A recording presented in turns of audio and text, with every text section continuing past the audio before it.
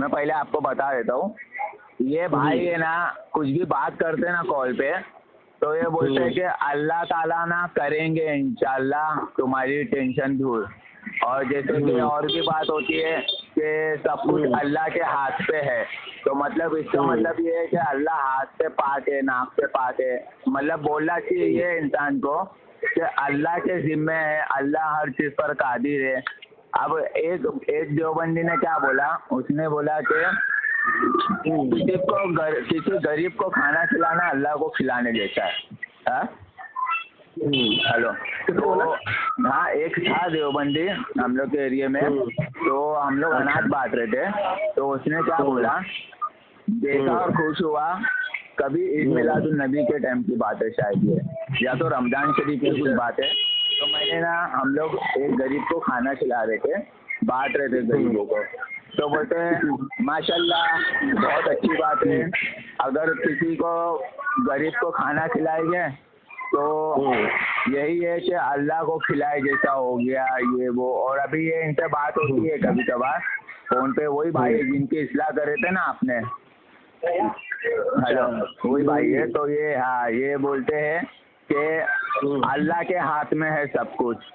और जैसे कि कभी कभी ऐसा बोल देते हैं कि अल्लाह तुम्हारी सुनेंगे, अल्लाह भी बात कर, अल्लाह भी मतलब अल्लाह ताला तुम्हारा जो भी काम है वो करेंगे। मतलब करेंगे में ताल्लुक से क्या होता है कि अल्लाह करेगा जो भी काम है ना, जो भी तुम्हारी मुश्किलात है, तो उसमें अल्लाह करेगा बोलना चाहिए, क्योंकि अल्लाह एक है।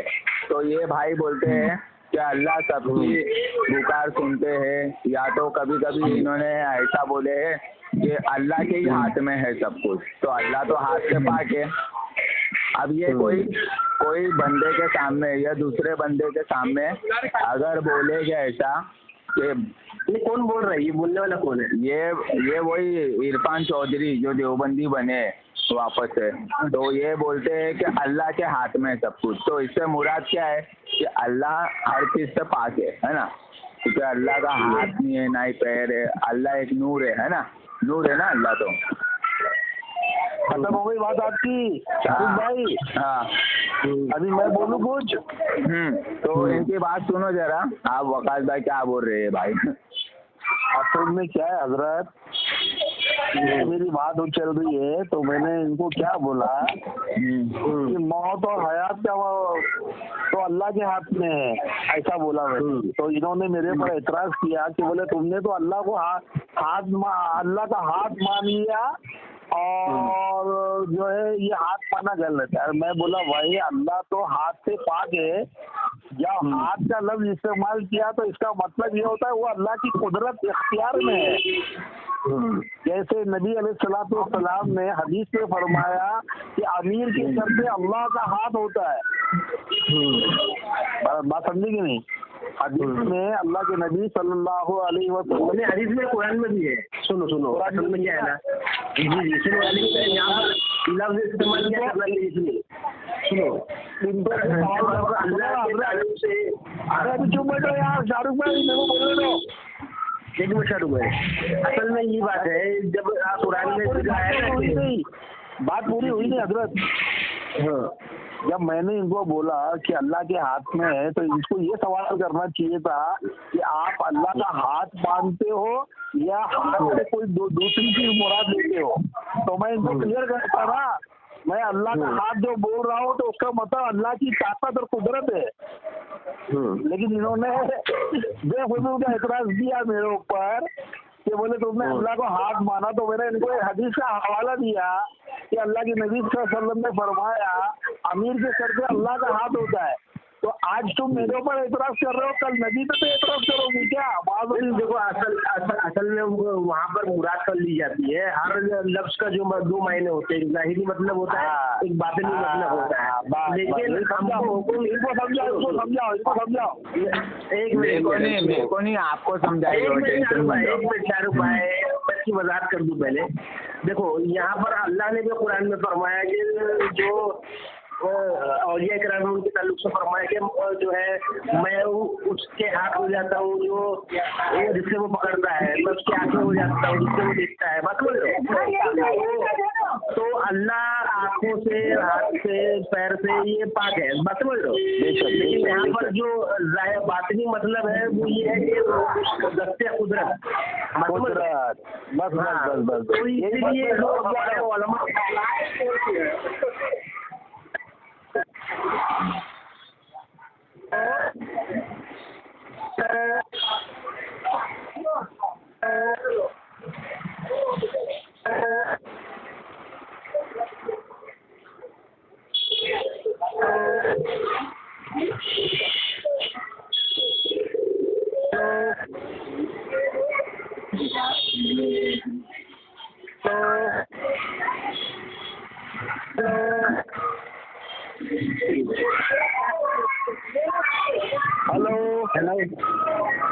आवाज आई।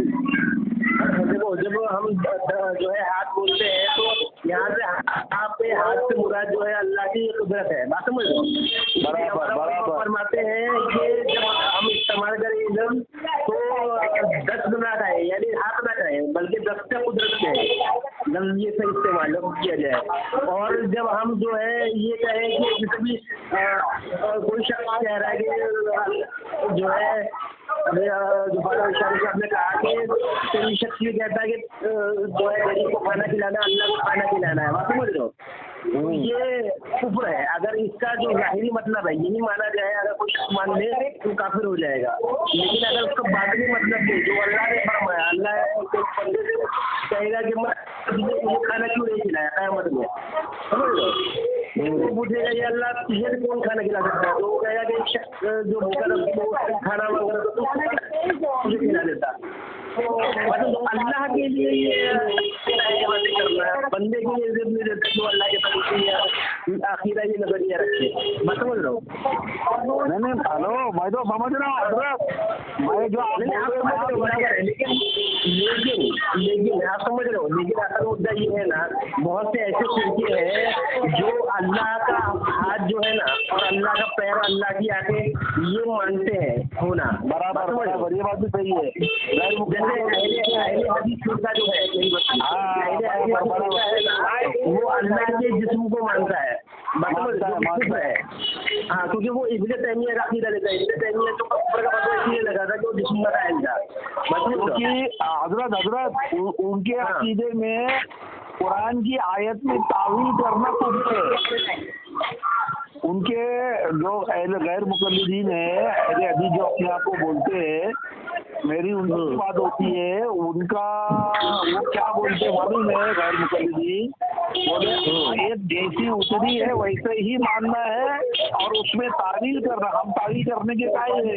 जैसा आपने बताया कि जाहिर मतलब तो कुफ्र होगा, लेकिन उसका दूसरा मतलब ईमान होगा। नहीं, अगर वो कहते हैं कि तावील करने की गुंजाइश नहीं है तो सैकड़ों चीजों में वो तावील क्यों कर देते? नहीं करते, बात समझे नहीं, उनका नजरिया बता रहा हूँ मैं, करते तो वो भी तावील है, तावील के काम चलने वाला है नहीं। लेकिन वो अपने मर्जी से करते हैं ना तावील। वो जो है के जो है नजरिए पे नहीं करते ना तावील। अगर वो सहाबा के नजरिए पे तावील करते तो सहाबा के अहकाम को मानते। जैसे हजरत उमर फारूक ने औरतों को मस्जिद में जाने से मना फरमा दिया कि औरतें मस्जिद नहीं जाएंगी, बात नहीं। तो ये जो है हुक्म जो है किसका था? और अल्लाह के रसूल ने फरमाया कि मेरी और मेरे खुलफा के सुन्नत पर जो है कायम रहो, मजबूती से कायम रहो। हाँ, तो अब खुलफा में थे तो उनकी सुन्नत यानी उनका जो हुक्म है ये फैसला था उसके बाद का, उन्होंने माना नहीं। हदीस में भी ये हुक्म आया है कि औरत के लिए नमाज पढ़ना ये अंदर के घर में पढ़ना है, बाहर वाले घर में पढ़ने से। तो इससे मालूम पड़ा कि मस्जिद में पढ़ने से ज्यादा बेहतर जो है, ज्यादा अफसल जो है घर में पढ़ना है औरत के लिए, ठीक है। फिर भी वो जो अहले हदीस होते हैं वो अपने मस्जिदों में औरतों को बुलाते हैं। सहाबा से खुली तौर पर जो सहाबा के मनहज से हटना हुआ ना, बात समझ रहे हो? हाँ बराबर, समझ गए। और ऊपर से ये सहाबा के मनहज से हटने के बावजूद भी अपने सलफी कहते हैं। सलफी का मतलब होता है वो शख्स जो है सल्फ तालीम, यानी जो नेक लोग हैं पहले के। बात समझ रहे हो? खैरुल कुरून के लोग। हाँ, खैरुल कुरून की बात नहीं, यहाँ पर खैरुल कुरून की क्या नहीं है। सल्फी का मतलब होता है सल्फ तालीम, यानी जो पहले के बुजुर्ग हैं और नेक बंदे हैं उनके तरीके में चलना। बात समझ रहे हो? पहले जो नेक बंदे हैं सबसे पहले तो सहाबा इकराम जिन्होंने उन्होंने ज़ियारत की, तो सहाबा के ही जो अमल को नहीं मानते हैं, उनके ही नजरिए को नहीं मानते हैं, तो वो सलफी कैसे हो गए? वो तो अपने मन से अपने नफ्स की पैरवी करने वाले लोग हैं। बात समझ रहा हूँ? बराबर बराबर। अरे भाई वो इमामों की तकलीफ ना करे चलेगा। अगर कोई अहले हदीस है या गैर मुक़ल्लिद है, वो इमामों की तकलीफ नहीं करेगा चलेगा, कम से कम सहाबा की तो पैरवी कर ले, जिनके ताल्लुक से अल्लाह के रसूल ने जो है हुक्म फरमाया। ये आम लोगों से ये जो दलील मांगते हैं इमाम अबू हनीफा की तकलीफ कहाँ से जायज़ है, इमाम शाफी की तकलीफ कहाँ से जायज़ है, ठीक है? लेकिन खुलफाए राशिदीन की जो सुन्नत है, जो तरीका है, और जो उनका हुक्म मानने का हुक्म तो अल्लाह के रसूल ने खुद दिया, तो उनके हुक्म को तो ये मानते ही नहीं है। न 3 तलाक के मसले पे मानते हैं, न मस्जिद के ताल्लुक से मानते हैं, सैकड़ों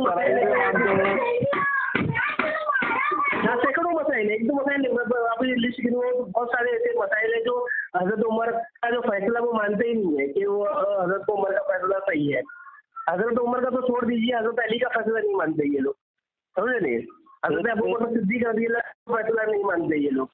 एक गैर मुक़ल्लिद ने मेरे को फोन किया और मेरे को क्या बोलता है कि आप लोग तकलीफ करते हो वो शिर्क है। तो ठीक है, अगर तकलीफ करना शिर्क है, सुनो मेरी बात सुनो। अगर कोई कहे ना तुमसे कि तकलीफ शिर्क है, तो एक चीज याद रखो, शिर्क का मतलब होता है अल्लाह की जात में या सिफात में किसी को शरीक करना। क्या होता है? अल्लाह की जात में, सिफात में या इबादत में किसी को शरीक करना। इबादत में नहीं, इबादत जो है ना ये अल्लाह की जात के लिए खास है। बात समझ लो। तो अल्लाह की इबादत के अलावा किसी की इबादत हो भी नहीं सकती है। जब जात और सिफात का मतलब होता है कि अल्लाह की जो क्वालिटी है, हकीकी क्वालिटी, उसका इनकार करना, तो ये जो इबादत है अल्लाह की सिफात में से है।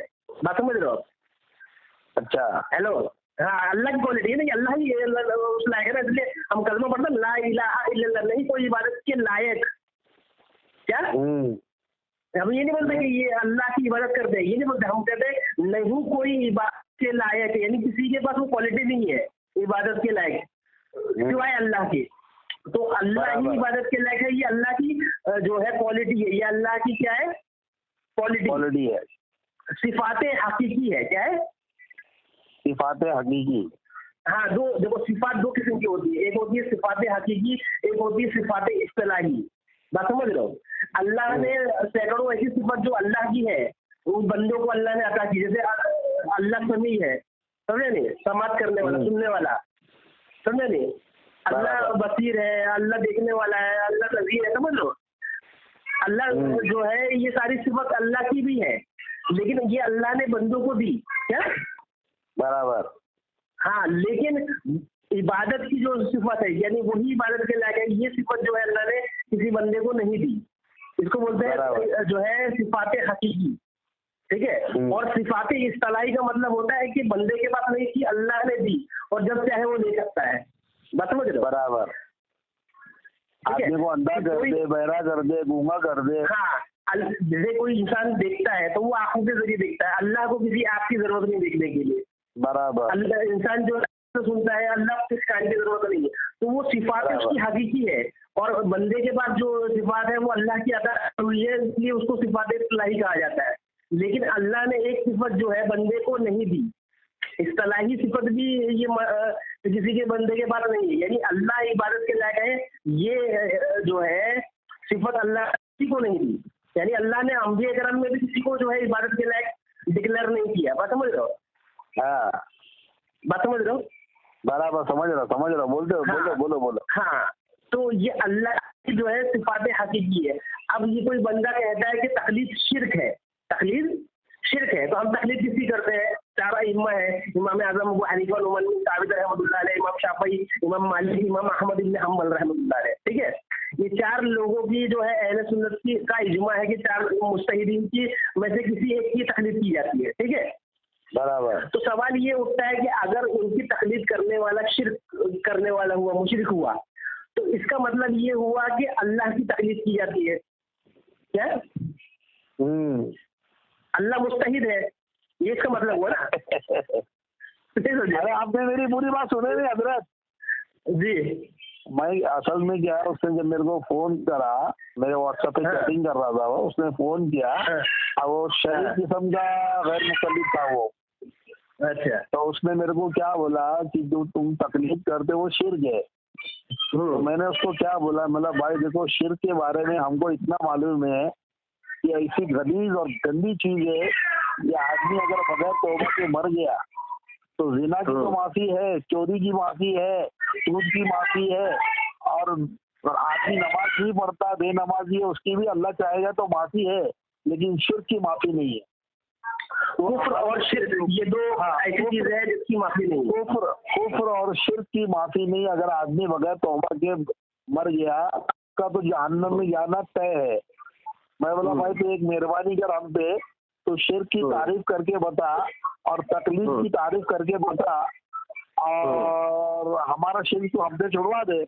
मैं उसको क्या बोला, कोई माने या ना माने मैं जरूर तेरी बात मानूंगा। तो भाई साहब शिर्क की तो तारीफ करने से रहा, उसने तकलीफ की तारीफ क्या किया मालूम है? बोले किसी गैर नबी की बात को बिला दलील मानना, किसी गैर नबी की बात को बिला दलील मानना शिर्क है। मैं बोला अच्छा, तो तकलीद है। तो मैं बोला अच्छा ये बात है। मैं बोला तू कुरान पढ़ा हुआ है? बोला हाँ मैं कुरान पढ़ा हुआ हूँ। तो मैंने उसको एक आयत पढ़ के सुनाया, मतलब इसका तर्जुमा कर। तो बोलता है मेरे को तर्जुमा करना आता नहीं।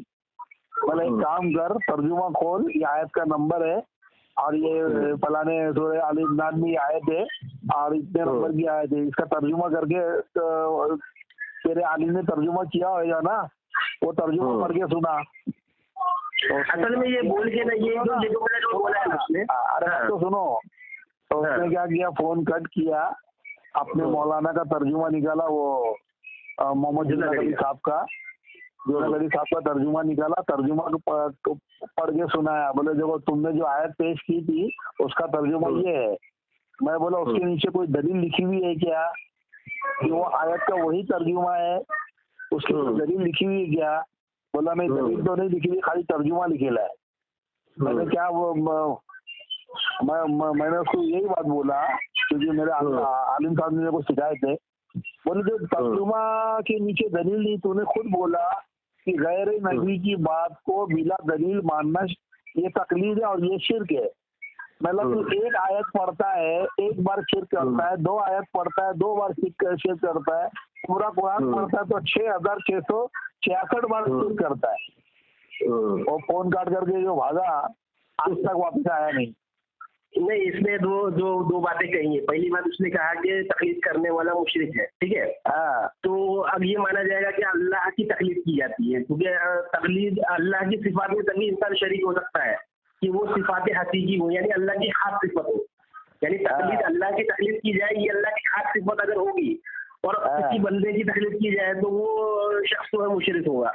तो क्या उसका सवाल पूछना चाहिए तुमको ये कि क्या अल्लाह की तकलीद की जाए, ये अल्लाह की खास सिफत है या अल्लाह मुस्तहिद है, इसकी कोई दलील है?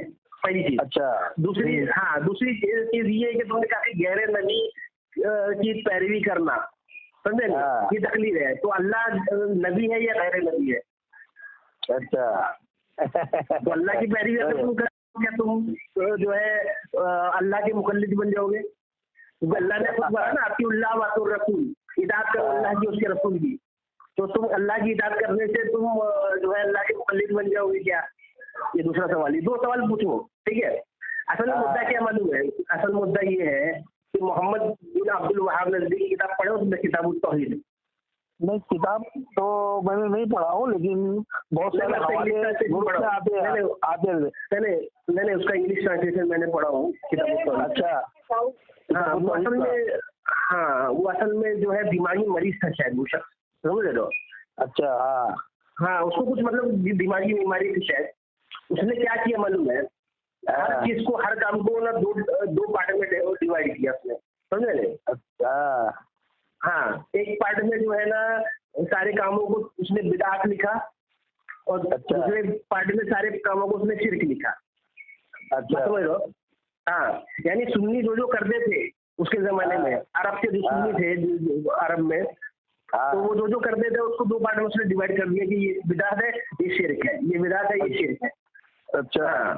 हाँ, तो उसके ही जो आइडियोलॉजी है उसी को ये लोग फॉलो करते ब्लाइंडली, बराबर बराबर। हाँ, आंख बंद करके, तो वो शिर्क का फतवा लगाते हैं। मसला ये नहीं कि किसी को मुशरिक तुमने कह दिया तो ठीक है, मसला ये है कि अल्लाह के रसूल की हदीस है, अल्लाह के रसूल ने फरमाया कि कोई शख्स किसी को मुशरिक को काफिर कहे, अगर कहने वाला जिसको कह रहा है, समझे नहीं, वो मुशरिक और काफिर ना हो तो कुफ्र और शिर्क जो है पलटेगा। यानी जो शख्स अगर मुशरिक का, हाँ, मुशरिक किसी को कहा तुमने, समझे नहीं, ये काफिर कहा, अगर वो शख्स काफिर या मुशरिक है तो कोई बात नहीं, लेकिन अगर वो शिर्क नहीं है तो शिर्क और कुफ्र का जो हुक्म है अल्लाह की तरफ से पलट जाएगा। अब ये पूरी जमात जो है ना हर किसी को मुशरिक और काफिर बोलते रहते हैं, हर छोटी बात पर लेके, मतलब अभी ये भी तकलीद का अल्लाह से कोई लेना देना नहीं है। तकलीद जो है वो सही की जाती है, अल्लाह ऐसा कोई मामला ही नहीं तकलीद का कि अल्लाह की तकलीद की जाए, ऐसा कुछ भी नहीं है। फिर भी जो है मुशरिक, ठीक है, मुशरिक हो गया वो। मसला ये है, किसी को मुशरिक कहना आसान है, बात समझ लो, लेकिन वो मुशरिक, हाँ बोलिए। हाँ, किसी को मुशरिक कहना तो बहुत आसान है, मैं किसी को भी मुशरिक कर दूँ, ये मुशरिक है, समझ लो, ये अल्लाह की जात में शरीक कर रहा है, लेकिन अल्लाह तो सबकी सुन रहा है, बात समझ लो, अल्लाह तो एक लम्हे के लिए काफिल नहीं है, बात समझ लो। तुम किसी को मुशरिक कह रहे हो तो अल्लाह सुन रहा है, तो अगर वो मुशरिक नहीं हुआ तो तुम्हारी पकड़ नहीं होगी क्या? तुम ये सोच रहे हो कि जो है बच्चे हो गए मर के, बराबर। किसी पे भी कोई फतवा लगाने से पहले 1000 बार, पहली बात आम लोगों को हुक्म ही नहीं है फतवा लगाने का। फतवा जो है ना शरीयत में जो है सिर्फ फकी लगा सकता है। कौन? फकी या अगर मुज्तहिद मौजूद है तो मुज्तहिद फतवा लगाएगा, या तो फकी लगा सकता है। सारे मुफ्ती भी, हाँ, सारे मुफ्ती भी फतवा नहीं लगाते।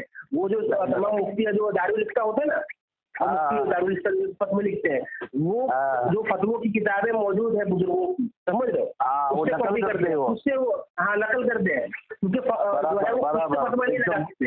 सही बात है, खुद से फतवा नहीं लगाते। हाँ, खुद से फतवा लगाने का काम उसको है जिसके पास इल्म हो कुरान और हदीस का, यानी कुरान और हदीस को कब कहाँ करना चाहिए। अब ये भाई साहब अगर सही हदीस पर अमल किया जाए तो भाई खड़े होकर पेशाब करना ये बुखारी की हदीस में है और ये सही हदीस है।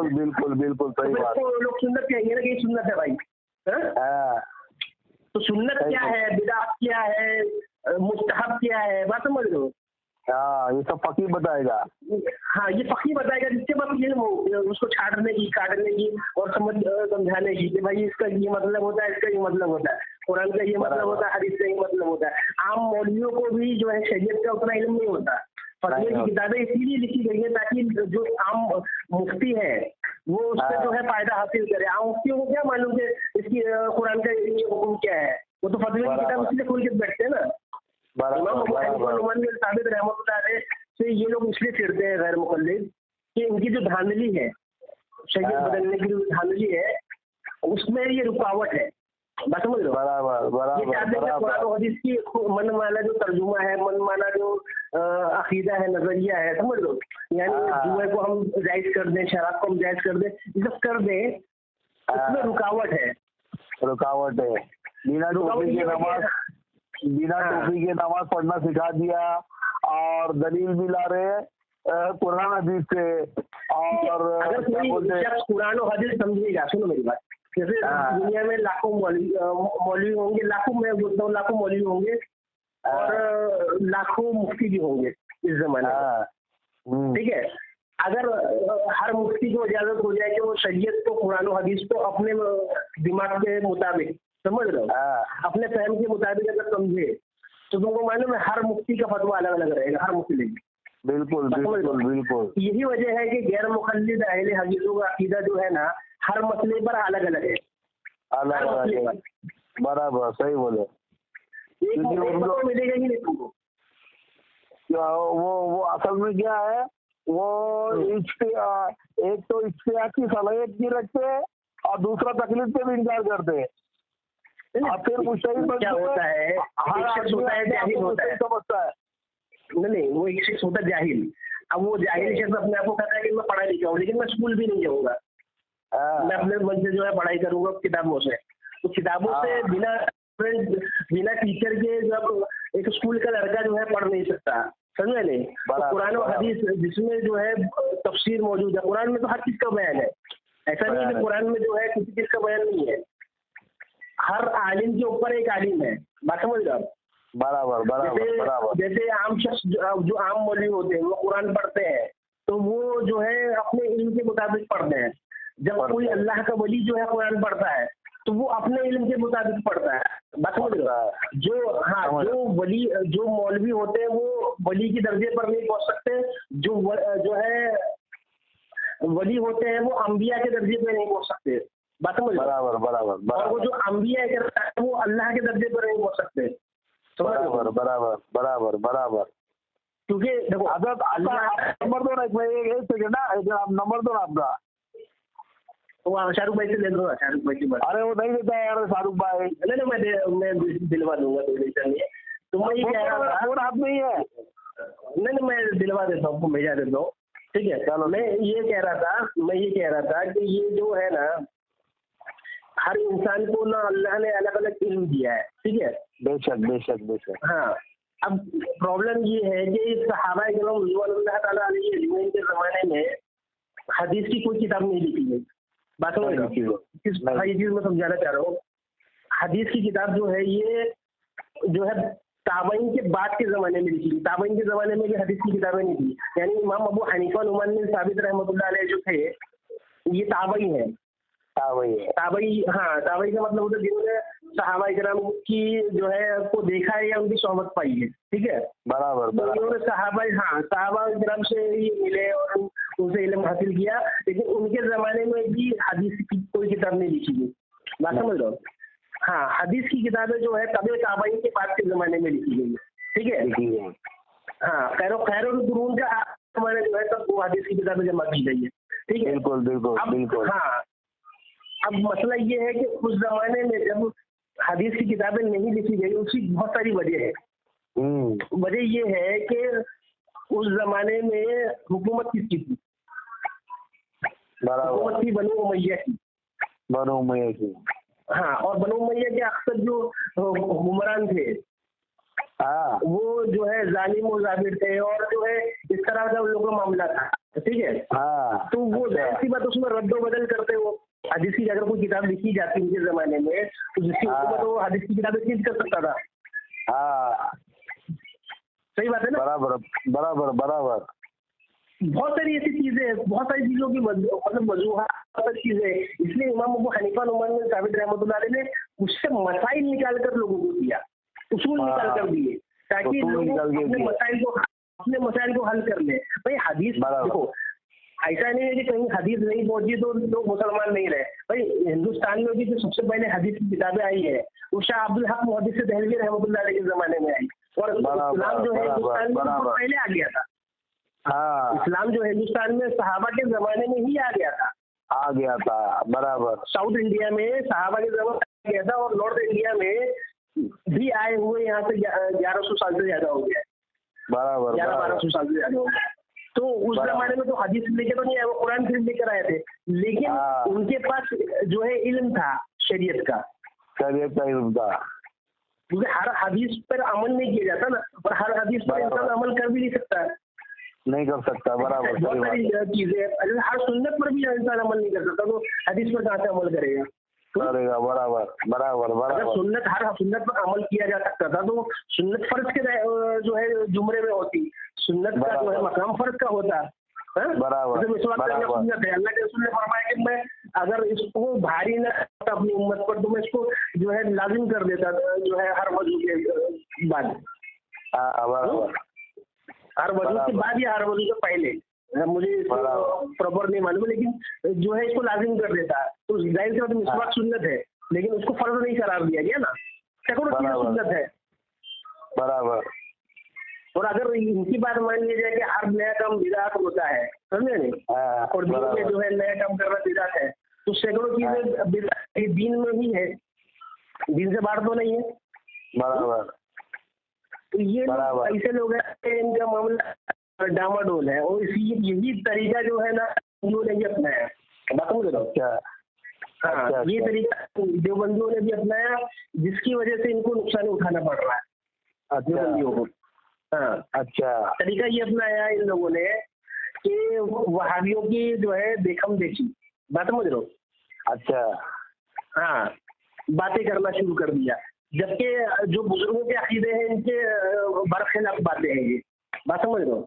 अच्छा, जैसे अगर ये कहे कि बुजुर्गों का अकीदा जो है जो बोलते ना मतलब किसी भी बुजुर्ग के बाजार में जाना ये शिरक है, बोलते क्या नहीं बोलते? अच्छा, कौन सुनो, कोई मतलब अक्सर जो वहाबी होते हैं वो सुने होंगे, वो कहते हैं कि किसी भी बाजार में जाना शिरक है।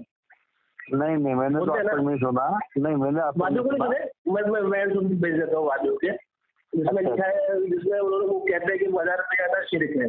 तो यहाँ तक कहते हैं कि जो है ये पत्थर जो है ये खड़ी मूर्ति है, और ये जो मजार है ये पड़ी मूर्ति माज़अल्लाह रब्बिल नहीं, अहले हदीस से बोलते हैं, लेकिन देवबंदी से नहीं सुना मैंने वहाबी बोला, ये तो वहाबी मैंने बोला।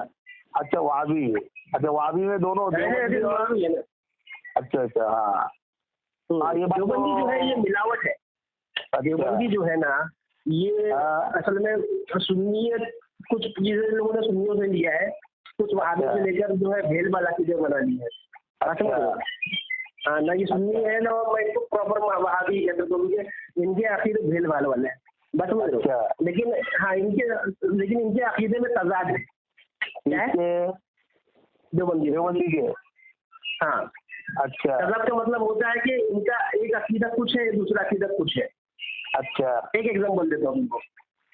तुमने ये कहा कि देवबंदी जो होते हैं वो हुजूर सल्लल्लाहु अलैहि वसल्लम के रोज़े अक़दस पर जाकर सलाम करने के जो है कायल है। बिल्कुल बिल्कुल बिल्कुल। लेकिन हम कहीं और से सलाम करने की कायल नहीं, यहाँ से सलाम करने की कायल नहीं। तो मैं आपसे पूछ सकता हूँ क्यों कायल नहीं? क्योंकि हदीस पाक का मफ़हूम है, अल्लाह के रसूल सल्लल्लाहु अलैहि वसल्लम ने फरमाया कि जो दरूद दूर से पढ़ा जाता है उसको वो फरिश्तों के जरिए से मुझ तक पहुंचाया जाता है, और जो दरूद मेरी कब्र अतर के सामने पढ़ा जाता है उसको मैं खुद सुनता हूँ। हाँ, ठीक है, चल ठीक है।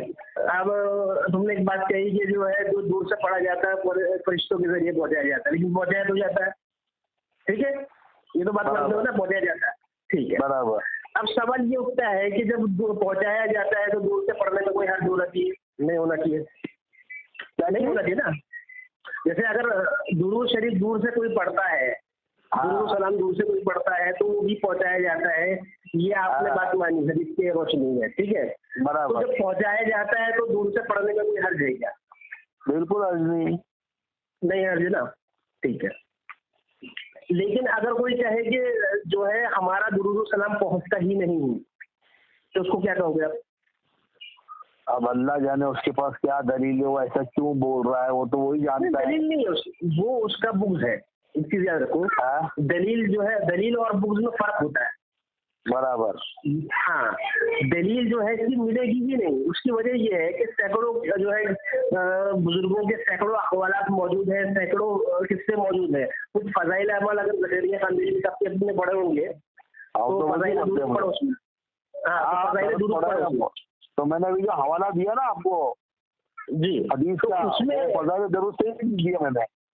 हाँ, फ़ज़ाइल दुरूद में जो है वो एक किस्सा है ना, जो दूर पढ़ते थे, आखिरी टाइम में उनकी शक्ल बिगड़ गई थी, सारा मामला था ना।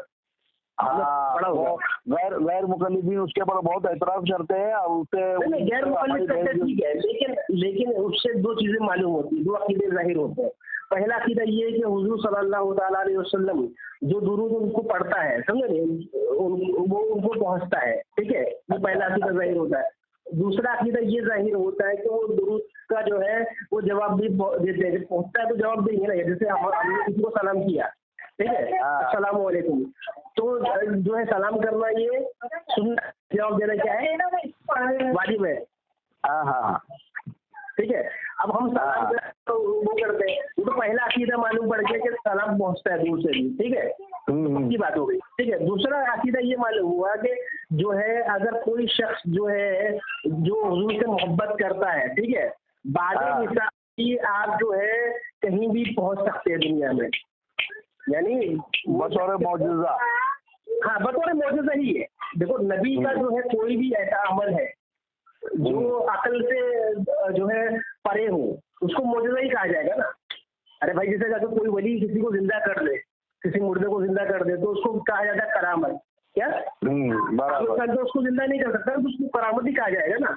बराबर। तो करामत अगर उससे हो रही तो करामत है, और नबी से वही करामत हो तो उसको मौजूदा कहा जाता है। तो नबी से जो होता है वो मौजूदा ही होता है ना। अच्छा, मैं क्या पूछ रहा हूँ, सुनो ना, मैं क्या पूछ रहा हूँ, देखो करामत भी हक है और मौजूदात भी हक है, बराबर जी। क्या करामत और मौजूदा अंबिया और औलिया के इख्तियार के अंदर है कि इख्तियार से बाहर है? दोनों चीजें हैं। कैसे समझाओ?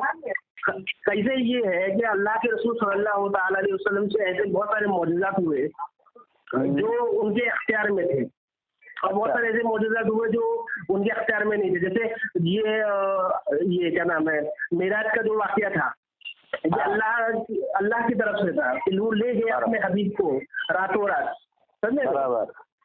तो ये अल्लाह के इख्तियार में था, हुजूर को उससे ताल्लुक से मालूम नहीं था। हजरत जिब्रील इस्लाम आए कि ऐसा अल्लाह का दीदार का वो है, मुश्ताक है। ये अल्लाह के रसूल के ज़ाहिरी तौर पर इख्तियार में नहीं था, समझे नहीं, अल्लाह की तरफ से था। ठीक है, और दूसरा मौजूदा है कि जब जो है कुफारे मक्का ने कहा कि आप दुनिया में जादू करके दिखा सकते हैं, आपका जादू दुनिया में चल सकता है लेकिन आसमानों में नहीं चल सकता। तो अल्लाह के रसूल ने कहा कि मैं क्या दिखाऊं तुमको आसमानों में करके। तो अबू जहल ने कहा कि ये जो चांद 1 से 2 टुकड़े कर दो। तो अल्लाह के रसूल ने इख्तियारी तौर पर उंगली उठाई, जानबूझकर। उसमें अल्लाह ने किससे दुआ नहीं मांगी, अल्लाह के रसूल ने इख्तियारी तौर पर उंगली उठाई और चांद के 2 टुकड़े किए। तो इसको बोलते हैं इख्तियारी मौजूदा। और एक जो मौजूदा मैंने बताया वो बेइख्तियारी। तो दोनों चीजें जो है साबित है, औलिया से भी अम्बिया से भी। यानी जैसे शेख अब्दुल कादिर जिलानी रहमतुल्लाह अलैह, उनसे जो है बेइख्तियारी वाले बहुत सारे करामतें हुई हैं, लेकिन उन्होंने जो है इख्तियारी करामतें भी की है। जैसे एक नसरानी था, ठीक है, उसने कहा कि हजरत ईसा अलैहिस्सलाम का जो है मर्तबा ज्यादा है। तो मुसलमानों के बड़े बड़े आलिम दीन थे, उनसे मुनाजरा चल रहा था उसका बगदाद शरीफ में। ठीक है, तो सरकार शेख सैयद मोइनुद्दीन अब्दुल कादिर जिलानी रहमतुल्लाह अलैह जो है, उनको किसी ने बताया कि ऐसा मुनाजरा चल रहा है, तो आप मुबाहिले के लिए तैयार हो गए। क्या मुनाजरा की जरूरत? हाँ, मुबाहिला होगा। तो आपने जाकर कहा कि हजरत ईसा अलैहिस्सलाम को अफजल क्यों मानते हो हमारे नबी से, समझे? तो उसने कहा कि वो मुर्दों को जिंदा कर दें। क्या? अच्छा, वो मुर्दों को जिंदा कर देते। तो शेख अब्दुल कादिर जिलानी रहमतुल्लाह ने एक कब्रिस्तान में गए और उससे कहा कि तू जिस मुर्दे को कहेगा मैं उसको जिंदा करूंगा। अच्छा। तो आपने जो है इख्तियारी तौर पर करामत दिखाकर मुर्दे को जिंदा किया, और उसको जो है करामत की वजह से बहुत सारे लोगों ने इस्लाम कबूल किया। ठीक है, अच्छा। इसको बोलते हैं जो है इख्तियारी करामत। इख्तियारी करामत, हाँ, जैसे हज़रत ख्वाजा मोइनुद्दीन चिश्ती रहमतुल्लाह अलैह अजमेर शरीफ में जिनकी मज़ार है, ये राजा पृथ्वीराज जो था उसने जो है पानी बंद करवा दिया। ये जो है अना सागर का पानी जो है हज़रत ख्वाजा मोइनुद्दीन चिश्ती के जो है खेमे में नहीं जाएगा। ठीक है, अच्छा, जो जिस मुल्क से वापस चले जाए। तो हजरत बाबा बख्तियार काकी रहमतुल्लाह अलैह जो उनके जो है मुरीद थे और उस टाइम बच्चे थे। ठीक है, तो उन्होंने अपना कासा दिया कि जाओ अना सागर से कहो कि ख्वाजा ने बुलाया है। ठीक है, तो अना सागर का सारा पानी जो है वो कासे में आ गया। इसको बोलते हैं इख्तियारी करामत। अच्छा, ऐसे सैकड़ों मिसालें मौजूद है बुजुर्गों के अक़वाल में और सीरतों में और जो है हदीस की किताबों में मौजूद है। नंबर दो ना हजरत आपका, मैं नंबर दे दूंगा, शाहरुख भाई से बोल दूंगा, मैं नंबर दे अगर दूंगा। आप शाहरुख भाई को नंबर दो, फिर मैं आपको डायरेक्ट कॉल करता हूँ जब मैं खाना खाने बैठ रहा हूँ, ठीक है? नहीं नहीं, आप समझे कि नहीं समझे, तैयारी और जो है नहीं, समझे कि नहीं? देखो इसके ऊपर मैं अभी तफसील से बात करूंगा आपसे और बहुत सारी जी। मालूमात लूंगा आपसे मैं। और जो देवबंदी मकतबा फिक्र के लोग हैं वो उनका अकीदा क्या है वो पूछूंगा और आपसे भी अपना अकीदा पूछूंगा, फिर डिफेंस करके मालूम पड़ेगा कि सही अकीदा किताब और सुन्नत की रोशनी में किसका है, फिर मालूम पड़ेगा, ठीक है? मैं देखो, असल में खाना खा लूँ। एक चीज मैं बता देता हूँ। असल में देवबंदी जो फिरका है ना, हाँ, समझे, ये सुन्नियों से निकला हुआ फिरका है, समझे नहीं, या मसले टपका है। ये जो फिरका है ना, ये अहले सुन्नत मदनी जो मतलब अहले सुन्नत जिसको बोलते हैं, समझे नहीं, हम लोग का जो मतलब है, इस फिरके से ये निकला हुआ है, निकला समझते हो? देवबंदी फिर अहले सुन्नत से निकला हुआ है। हाँ, निकला हुआ है, क्योंकि देवबंदियों के जितने भी अकाबिर थे जिन्होंने देवबंदी की बुनियाद डाली, ठीक है, जैसे मगर नानतवी है या कासिम नानतवी है या राशिद अहमद गंगोही है, समझ लो, या अशरफ अली थानवी है, ये जो जिसके मुरीद थे हाजी इमदादुल्लाह मुहाजिर मक्की, ये हमारे मसलक के जो है आलिम थे, बात समझ लो। अच्छा अच्छा। हाजी इमदादुल्लाह मुहाजिर मक्की जो है ये हमारे मसलक के आलिम थे। हाँ अच्छा। हाँ, तो ये जो फिरका है ये निकला ही हम लोगों के हमारे ही मसलक से है, बात समझ लो। अच्छा इसके अच्छा। हाँ, इसलिए ये लोग जितने भी मसाइल है ना, मसले मसाइल, ये सब हमारे ही जो है किताबों से लेते हैं, यानी फतावे आलमगीरी से, हिदाया से, समझ लो, ये सब हमारे मतलब की किताबें हैं जिससे ये मसले मसाइल लेते हैं। बस नजरिए जो है ना, जो वहाबी फिरका निकला जो मोहम्मद बिन अब्दुल वहाब नजदी का, तो उसके नजरियात को इन लोगों ने जो है अपना लिया बहुत सारे। अच्छा। देवबंदियों ने, बात समझ, यहीं से बिगाड़ इन लोगों में और हम लोगों में शुरू हुआ। हाँ, ये असल मुद्दा है।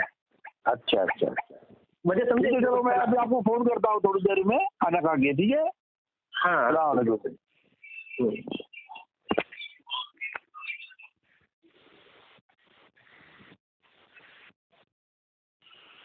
हमारा फोन नहीं है।